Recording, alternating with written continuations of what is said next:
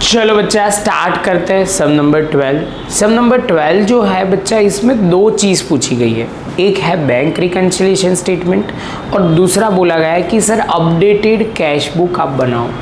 Updated cash book बोलो या rectified cash book लिखो, इसमें सिर्फ बैंक कॉलम में जो भी आपको इफेक्ट आ रही है, जो भी आपको इफेक्ट डालनी रह गई है वो डालना है। फर्स्ट ऑफ ऑल बच्चा आप बोलोगे सर ये रेक्टिफाइड कैश बुक जो है इसमें क्या क्या आएगी चीज़, तो जो चीज़ रह गई है कैश बुक मतलब बैंक कॉलम में कैश बुक में रह गई है वो लिखेंगे हम रेक्टिफाइड कैश बुक में। जो ऑलरेडी लिख दी है कैश बुक में वो चीज़ हम रिकॉर्ड नहीं करेंगे।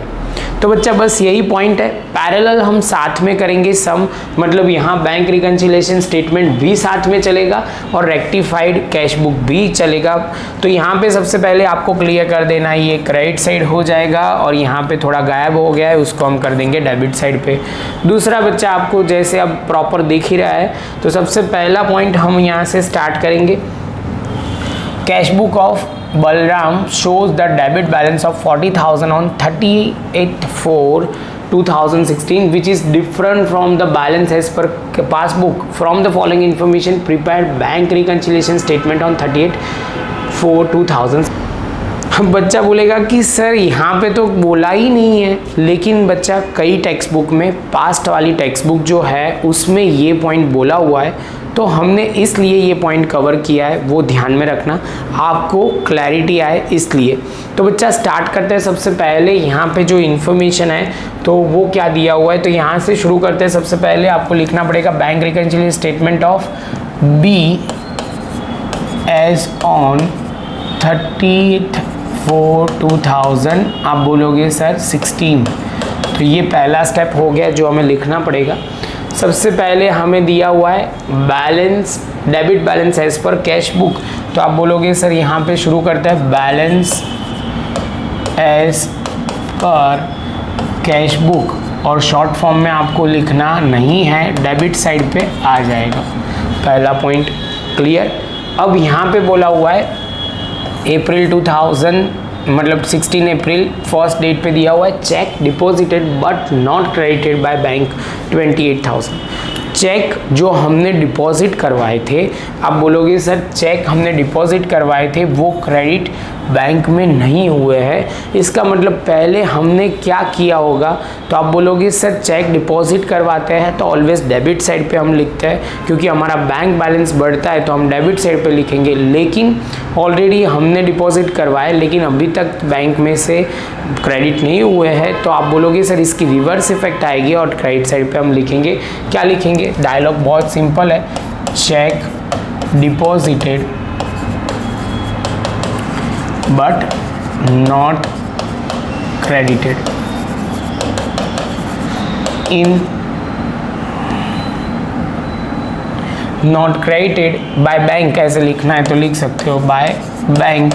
और कितनी अमाउंट, तो आप बोलोगे 28,000 और कौन सी साइड आएगा 28,000।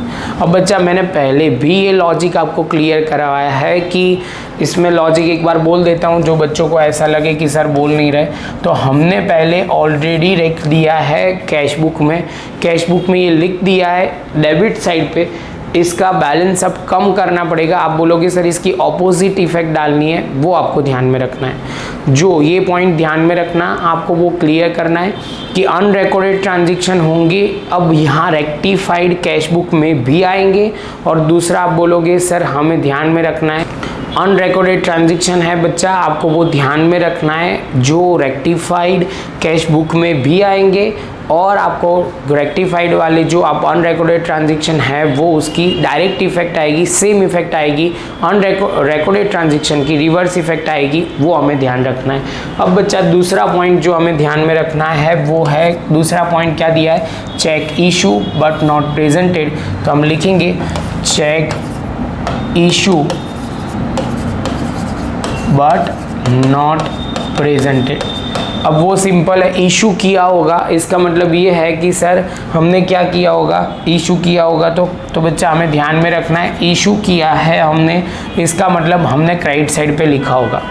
अभी तक उसकी इफ़ेक्ट नहीं आई है, मतलब अभी तक ये दिन पे हमें वो बैलेंस कम नहीं हुआ है, तो हमें रिवर्स इफेक्ट देनी पड़ेगी। तो आप बोलोगे सर हम डेबिट साइड पे लिखेंगे कितनी अमाउंट, 32,000। ये ऑलरेडी हमने लिखा हुआ है, इसलिए हम cash book, rectified cash book में कुछ भी नहीं लिख रहे, ध्यान में रहेगा।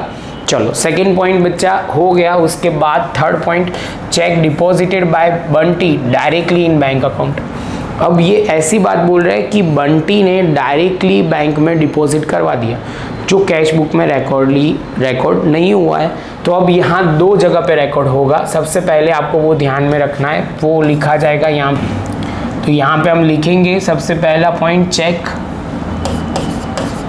Check deposited directly by Bunty which is not recorded in cash book.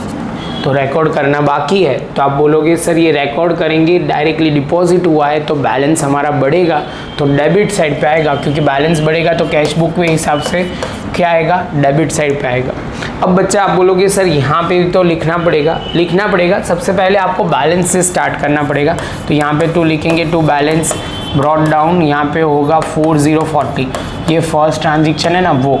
उसके बाद सीधा हम ये आपको डेट डालनी पड़ेगी 2016, और ये होगा फर्स्ट। और सेम वे बच्चा आप बोलोगे सर ये फर्स्ट हो गया, उसके बाद कौन सा है, तो यहाँ पे आपको बोलना है, ये हमारा आ रहा है 6 नंबर का ट्रांजेक्शन, तो यहाँ पे लिखेंगे 6, और ये अप्रैल हमें लिख देना है। क्या लिखोगे, तो यहाँ पे हम लिखेंगे टू बंटी, पैसे आ रहे हैं इसलिए डेबिट साइड पे 12,000। आई होप बच्चा आपको ये पॉइंट समझ में आ रहा है। 6 पॉइंट नंबर पे दूसरा भी है, company has credited dividend 8,000 in Balram bank account through the national electronic fund, NEFT से ट्रांसफ़र हुआ है fund transfer which is not recorded in cash book. तो हम लिखेंगे, ये डेट है, हमें डेट के हिसाब से चलना पड़ेगा, हम 1 2 3 चल रहे हैं, तो ये थोड़ा चेंज कर देते हैं। तो आप बोलोगे सर पहले लिखो 1, दूसरे वाले में लिखो 4, तीसरे वाले में 6, और यहाँ पे भी 6। तो ये आप बोलोगे सर अनरिकॉर्डेड ट्रांजेक्शन है, इसमें भी पैसे आ रहे हैं, तो हम कौन सी साइड पे लिखेंगे, डेबिट साइड पे। तो यहाँ पे लिखेंगे dividend receive which is not recorded in cash book. तो कैश बुक में रिकॉर्ड नहीं हुआ है, तो यहाँ पे हम 8,000 लिख देंगे। क्या लिखेंगे बच्चा, 8,000 लिखेंगे। फिर से वही बात, यहाँ से आपको लिखना पड़ेगा 6, डेबिट साइड पे पैसे आ रहे हैं, तो यहाँ पे हम लिखेंगे डिविडेंड अकाउंट। तो यहाँ पे आप बोलोगे सर कितना आ जाएगा, तो आप बोलोगे सर 8,000। यहाँ पे 6 नंबर पे 2 ट्रांजेक्शन जो थे वो हमने लिख दिया। इसके बाद बच्चा और एक पॉइंट है जो अब दिया हुआ है 10th नंबर पे। तो यहाँ पे 10th में बोला है bank has credited 800 in bank interest which is not recorded in cash book. तो आप बोलोगे सर ये अनरिकॉर्डेड ट्रांजेक्शन है, ये क्या है, पहले ये समझो। बैंक हैज़ क्रेडिटेड, तो हम क्या करेंगे, तो हम डेबिट करेंगे। तो आप बोलोगे सर इसका मतलब ये हुआ हमारे लिए ये इनकम है, तो वही हमें लिखनी है, प्रॉपर तरीके से लिखते जाते हैं। 10th नंबर में 10th में क्या लिखेंगे, bank has credited, bank has credited bank interest which is not recorded in cash book. Record करना बाकी है, तो आप बोलोगे सर ये पैसे मिलेंगे, तो 800 डेबिट साइड पे। और यहाँ पे भी आप बोलोगे सर डिविडेंड की तरह ये भी 800 ही है, हाँ 800 ही है। बच्चे यहाँ ध्यान में रखना डिविडेंड 8,000 है, तो एक 0 लिखना बाकी है, यहाँ पे गलती नहीं है ना, नहीं है। चलो तो यहाँ पे 800 आप बोलोगे, नाम क्या लिखोगे, तो ये पहले तो डेट है 10th, और यहाँ पे आप बोलोगे बैंक इंटरेस्ट, और यहाँ पे लिखा जाएगा क्रेडिट डेबिट साइड पे।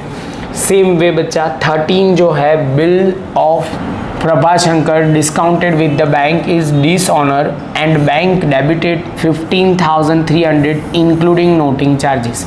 अब ये समझ लो, पहले हमने बैंक में डिस्काउंटेड किया होगा, इसका मतलब हमने कौन सी साइड पे लिखा होगा, तो बच्चा इसमें हमने लिखा होगा डेबिट साइड पे। कहाँ लिखा होगा, तो यहाँ पे हमने लिखा होगा डेबिट साइड पे। यहाँ पे डेबिट साइड पे, अब डिसऑनर हुआ है तो क्रेडिट साइड पे होगा। तो यहाँ पे आप बोलोगे सर ये हमने पता नहीं है, इसका मतलब ये है कि हमने ये रिकॉर्ड नहीं किया है। तो हम लिखना शुरू करेंगे, बिल डिस्काउंटेड विच इज, यहाँ पे आप बोलोगे sir dishonour not recorded in cash book. Cash book कितनी अमाउंट होगी, तो आप बोलोगे सर 15,300। कौन सी साइड आएगा, क्रेडिट साइड पे आएगा, वो ध्यान में रखना है। और यहाँ पे भी आप बोलोगे सर सेम चीज़ हमें लिखनी पड़ेगी, लेकिन बच्चा यहाँ पे हमने एक कॉलम लिखना रह गया है तो वो लिख लेते हैं पहले, एक थोड़ा ज़्यादा, हाँ प्रॉपर है। तो यहाँ पे अब डेट का कॉलम बना दिया। यहाँ पे आप बोलोगे सर डेट कौन सी है, तो हमारा होगा 13। बच्चा यहाँ लिखना तो पड़ेगा, जो मैंने नहीं लिख रहा, सीधा लिख रहा हूँ। तो यहाँ पे होगा बाय बिल डिसऑनर। क्या लिखेंगे, डिसऑनर। तो यहाँ पे आप बोलोगे सर ये हो जाएगा 15,300। पैसे जा रहे हैं इनडायरेक्टली, पहले हमने डेबिट किया होगा, उसके बाद हम क्रेडिट कर रहे हैं, रिवर्स इफेक्ट डाल रहे हैं, ऐसा बोला जाएगा, क्योंकि डिसऑनर का हमें पता नहीं था इसलिए। चलो बच्चा, इसके बाद 20 की बात करते हैं। Cheque of 12,000 issue to Seema on 14/4/2016 which is paid by bank on 2 May 2016। तो आप बोलोगे सर ये तो cheque issue but not presented वाला केस है, तो वही हमें लिखना है बच्चा। तो यहाँ पे हम लिखेंगे cheque issue but not presented. तो ये वाला आप बोलोगे सर ये कैश बुक में रिकॉर्ड नहीं होगा, क्योंकि बैंक ने तो हमने ऑलरेडी रिकॉर्ड कर दिया है, ऐसा नहीं बोला कि कैश बुक में रिकॉर्ड नहीं है या हमें पता नहीं है, तो वो ध्यान में रखना होगा। तो आप बोलोगे सर ये सिंपल कैसी बात हुई, तो ये सेम चीज़ बात हो रही है हमारा cheque issue but not presented. पहले हमने क्या किया होगा, क्रेडिट, अब हम क्या कर रहे हैं। इसके बाद बच्चा आ रहा है हमारा 22, cheque of 6,000 receive from Bhargav is deposited with bank but not recorded in cash book. तो यहाँ पे बोला हुआ है cheque of 6,000 receive from Bhargav is deposited with the bank but not recorded in cash book. तो बच्चा यहाँ पे आप बोलोगे सर ये हमें यहाँ पे वो समझना है कि बैंक में डिपॉजिट भी हो गया और बैंक ने बैलेंस भी बढ़ा दिया, लेकिन हमने रिकॉर्ड करना ही भूल गए हैं। इसका कहने का मतलब है बैंक में आप बैलेंस बढ़ गया है, लेकिन हमें रिकॉर्ड नहीं, हमने रिकॉर्ड करना बाकी है। तो हम लिखेंगे, तो यहाँ पे नंबर आ रहा है 22, तो यहाँ पे हम लिखेंगे check deposited but not recorded in cash book.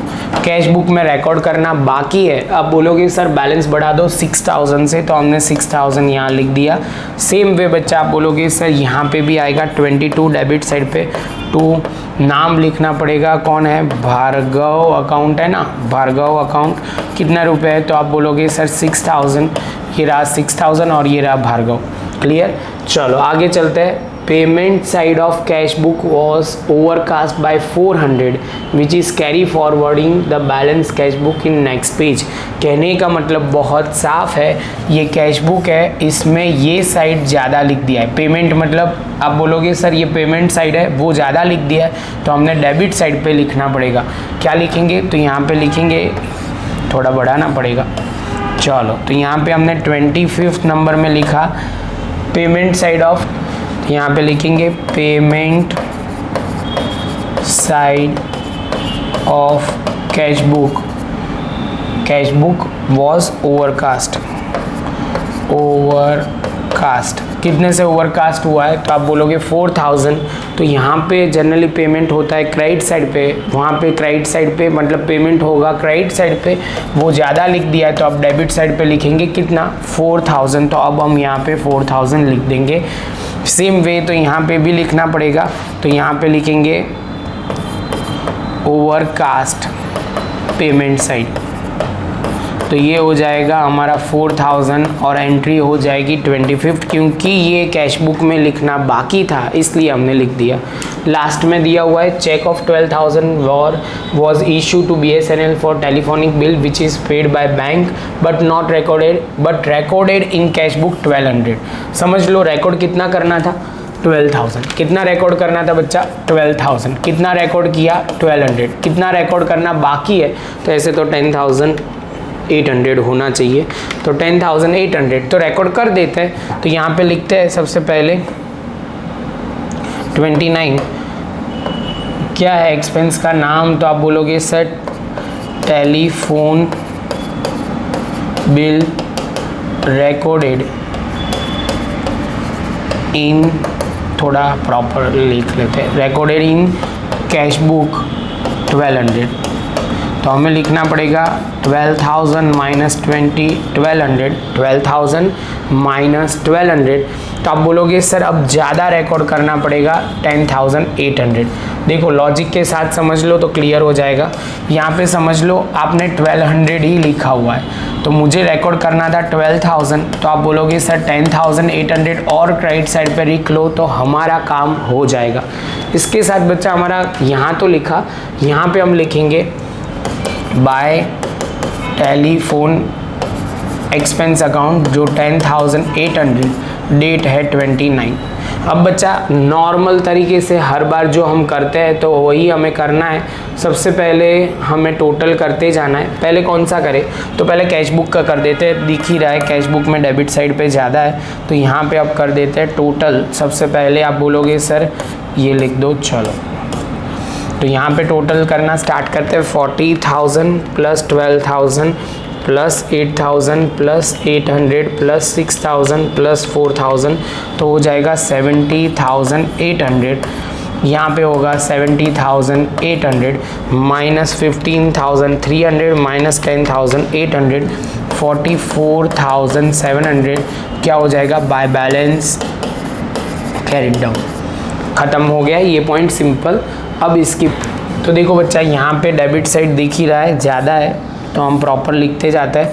तो यहाँ पे हम सबसे पहले डेबिट साइड पे टोटल करते हैं 40,000 plus 32,000 plus 12,000 plus 8,000 plus 800 plus 12,000 plus 6,000 plus 4,000।